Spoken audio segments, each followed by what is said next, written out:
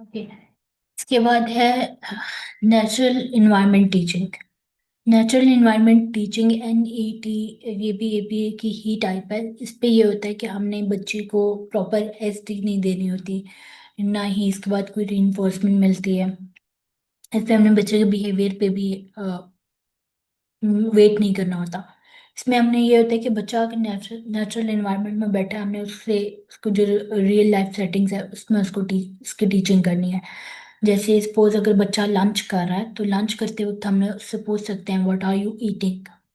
तो उसमें वो रिस्पॉन्स देगा, या फिर जो थेरेपिस्ट है वो खुद ही बता देगा खाने का नाम बताएगा। फिर अगर वो कोई गेम खेल रहा है, जैसे गेम से मतलब अगर वो अपने रीइंफोर्सर के साथ ही अगर खेल रहा है, टॉय के साथ खेल रहा है, तो हम पूछ सकते हैं कि what is this, which colour is this, which है, what is this, how do you play with this, या रोल कार, कुछ भी हम उससे कहते हैं। ये वो चीज़ होती है जो हम नेचुरल इन्वायरमेंट में बच्चे को सिखाते हैं, जो कि एक स्ट्रक्चर्ड नहीं होती, जो कि एबल्स का कोई टास्क नहीं होता। नॉर्मली वो अगर बच्चा लंच कर रहा है, या फिर नॉर्मल जो हम ग्रुप एक्टिविटीज अगर बच्चे से करवाते हैं, वो भी नेचुरलिस्टिक टीचिंग ही होती है। नेचुरलिस्टिक टीचिंग DTT के ट्रायल से ज़्यादा बेहतर होती है। इसमें बच्चे को डेली लिविंग स्किल्स आती हैं, डेली रूटीन्स उसको समझ आती है। उसमें लर्निंग के चांसेस ज़्यादा ज़्यादा होते हैं। लेकिन DTT का ट्रायल हम इसलिए यूज़ करते हैं ताकि, क्योंकि स्पेशल नीड्स वाले बच्चे होते हैं, ऑटिज्म ADHD वाले, तो उनको उनके लिए रीइंफोर्समेंट ज़्यादा ज़रूरी होती है उनको, ताकि ये कॉन्सेप्ट हो कि हम अगर कोई टास्क कर रहे हैं, कोई हम बिहेवियर परफॉर्म करते हैं, तो हमें वापस उसके इन रिटर्न हमें रीइंफोर्समेंट मिलती है।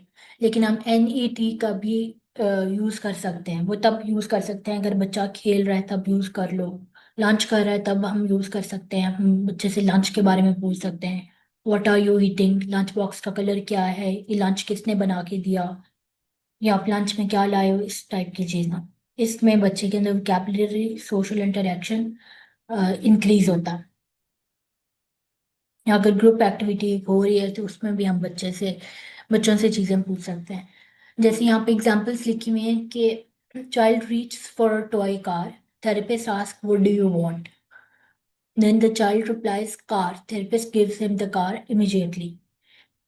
ये नेचुरलिस्टिक टीचिंग में भी हो सकती है कि अगर हमने कोई इससे टास्क नहीं करवाया, हमारे सामने रीइंफोर्सेस पड़े हुए हैं, काफ़ी ज़्यादा चीज़ें हैं, तो हमने बच्चे से पूछ लिया व्हाट डू यू वांट, तो बच्चा कार पे बताता है, तो फिर हम कार के बारे में इससे सवाल कर सकते हैं, व्हाट इज दिस, और where are wheels, point, door, या ओपन डोर, कार के रिलेटेड अगर हम कर रहे हैं तो वो नेचुरलिस्टिक टीचिंग होगी।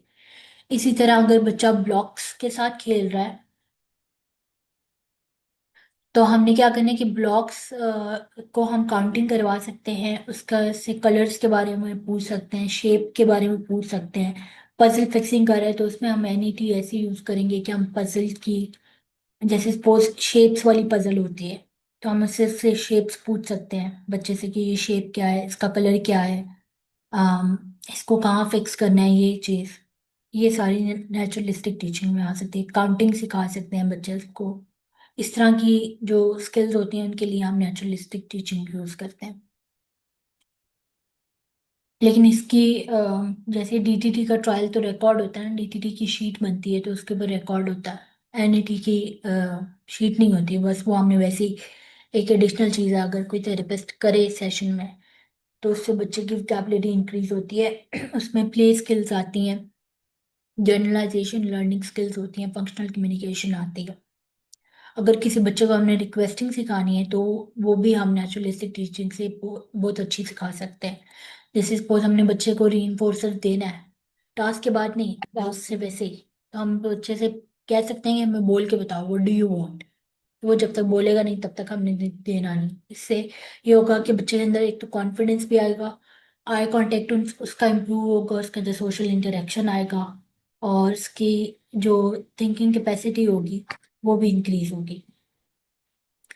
नेचुरलिस्टिक टेक्निक्स कौन सी यूज होती है? मैंड ट्रेनिंग, इससे बच्चे को रिक्वेस्टिंग इंक्रीज होती है। रिक्वेस्टिंग के लिए हम यूज कर सकते हैं, बच्चे को रिक्वेस्ट करवाने के लिए हम उसे कह सकते हैं हमसे रिक्वेस्ट करें, NET के पॉइंट ऑफ व्यू से।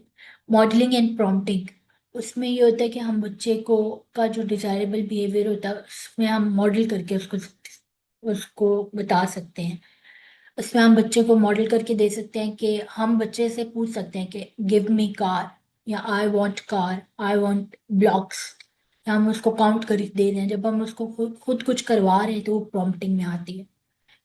एक्टिविटी स्कैफोल्डिंग, इसमें ये होता है कि आपने कॉम्प्लेक्स टास्क है, अगर कोई बहुत ज़्यादा बच्चे के लिए ज़्यादा यूजली राइटिंग के टास्क होते हैं या वर्बल टास्क ज़्यादा डिफिकल्ट होते हैं बच्चों के लिए, तो उसको हम इस तरह से हम नेचुरलिस्टिक टीचिंग में हम सिखा सकते हैं।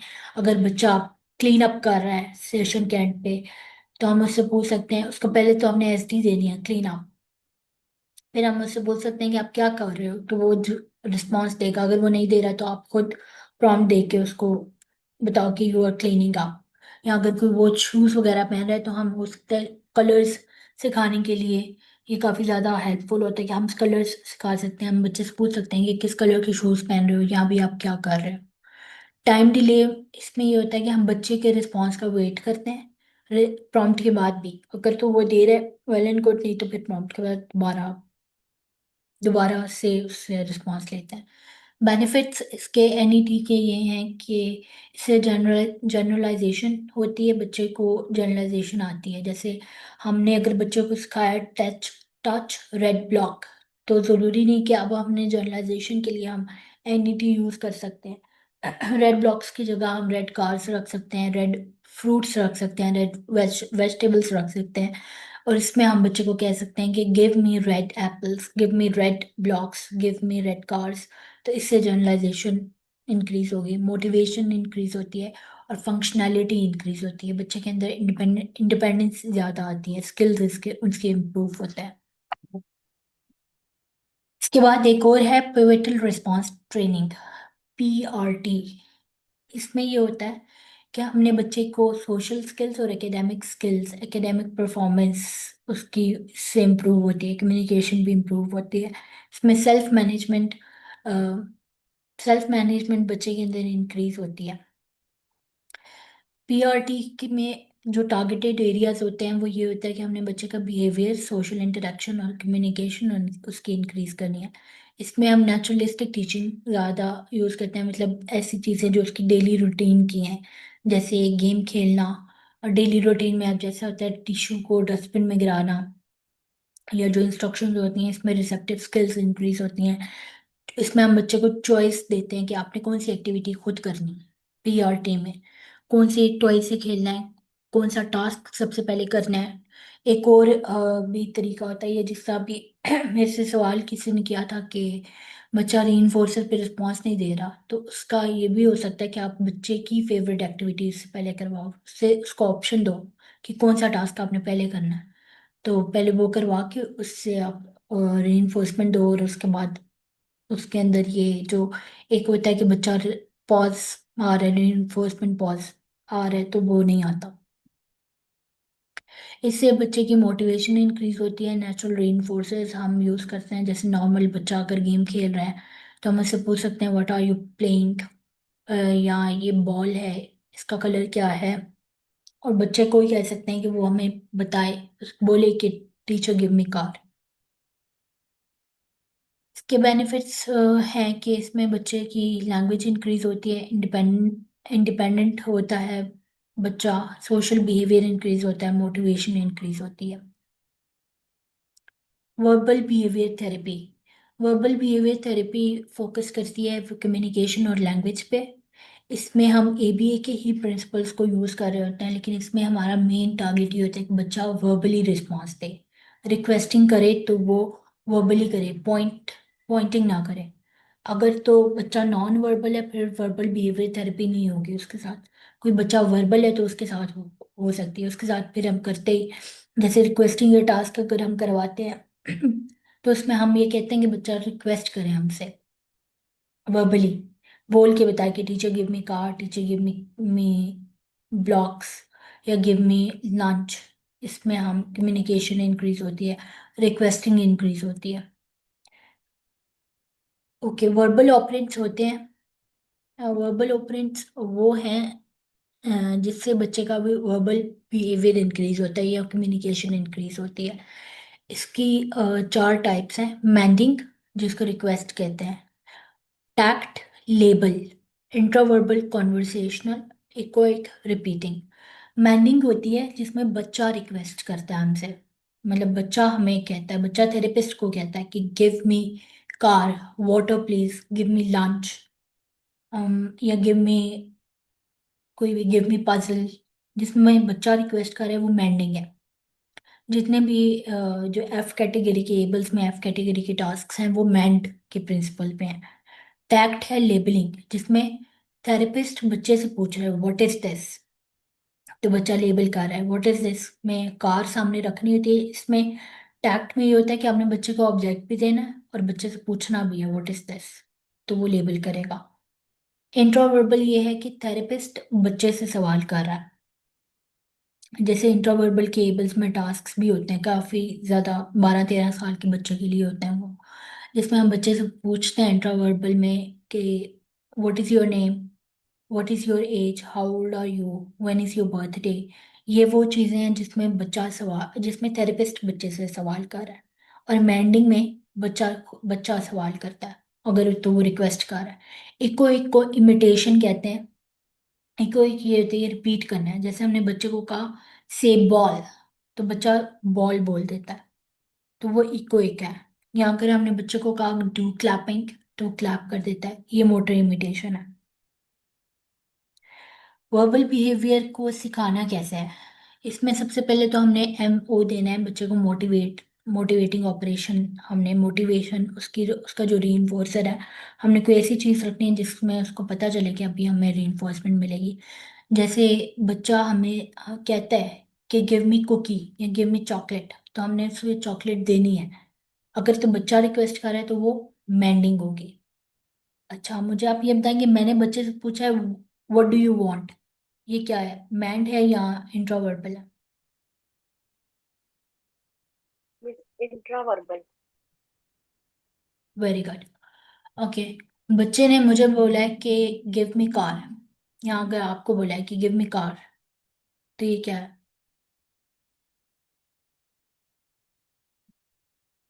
मैंड रिक्वेस्ट कर रहा हूँ। Very good. ओके, मैंने बच्चे को कहा है what is the time, therapist ने बच्चे को बोला है व्हाट इज द टाइम। इंट्रावर्बल होगा। Very good. ओके, थेरेपिस्ट ने बच्चे को कहा है ईट लंच, या हाउ ओल्ड आर यू। अगर therapist how old you are भी कह रहा है तो ये इंट्रावर्बल है, और ईट लंच जो है वो मैंड है। नहीं, ईट लंच जो है वो कमांड है। ओके। कमांड और एसटी में भी फर्क होता है। एसटी है कि हमने बच्चे को रीइंफोर्समेंट देनी है, बच्चे को पता है कि मुझे इसके बाद रीइंफोर्समेंट मिलेगी। कमांड ये है कि इंस्ट्रक्शन है, उसके बाद हमने रीइंफोर्समेंट नहीं देनी है उसको।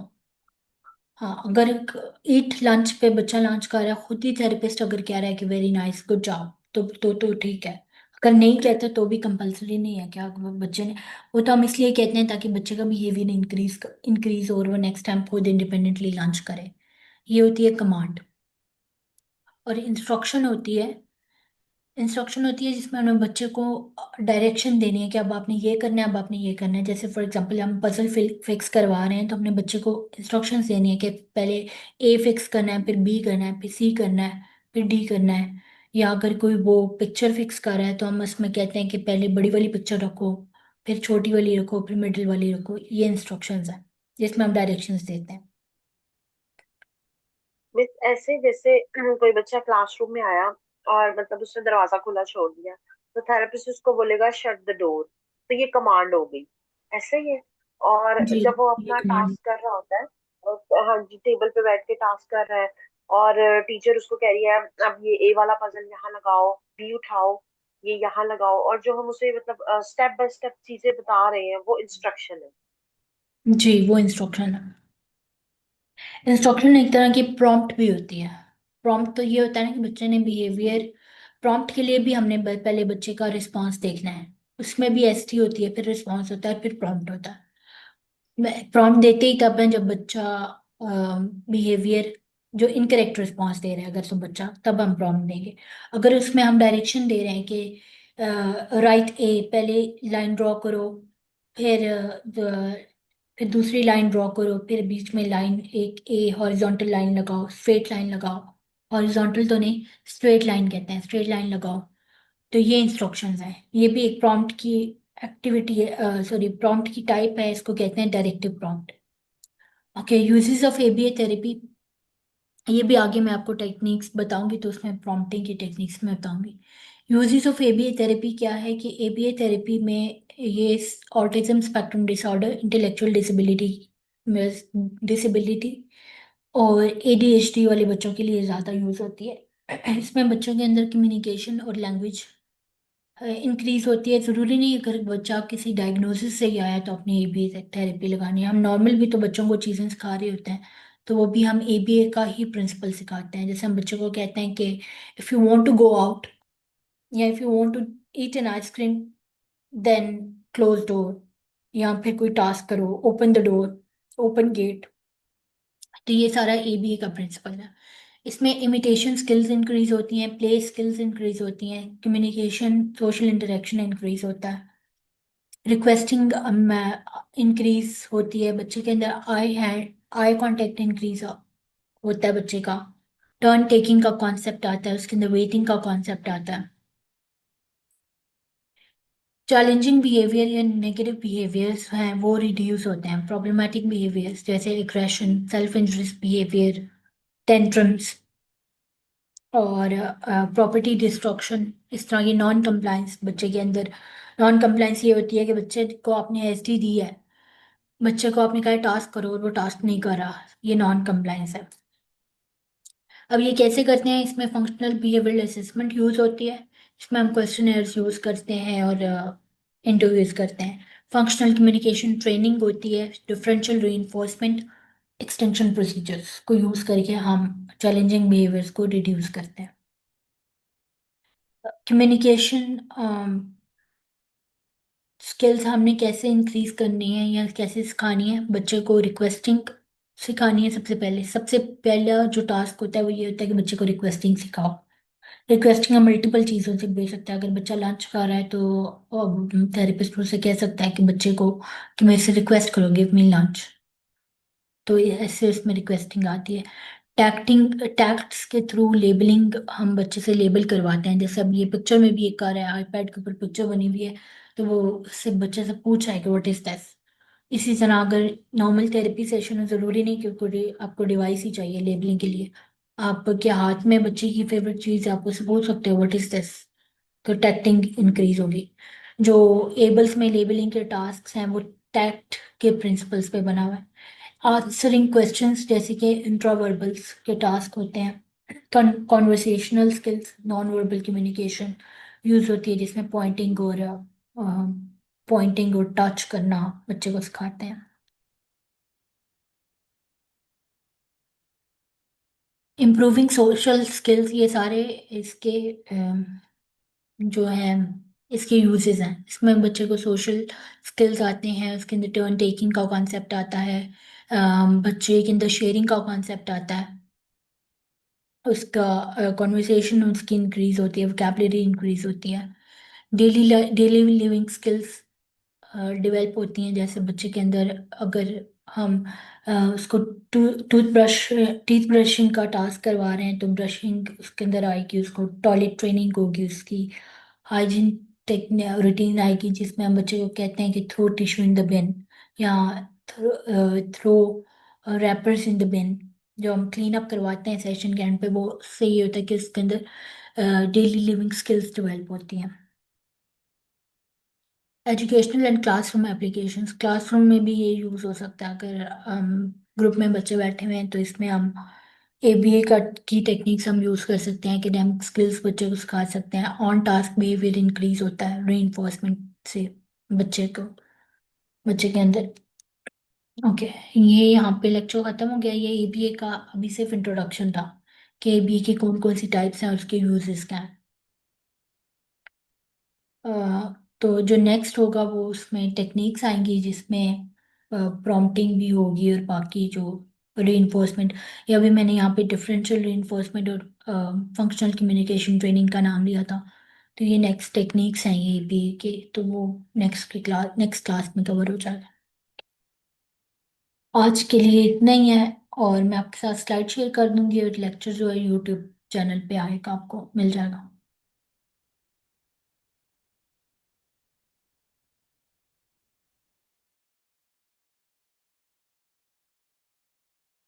जी मिस, ठीक है। मिस, एक क्वेश्चन था मेरा। मेरे पास ना एक बच्ची आती है ऑटिज्म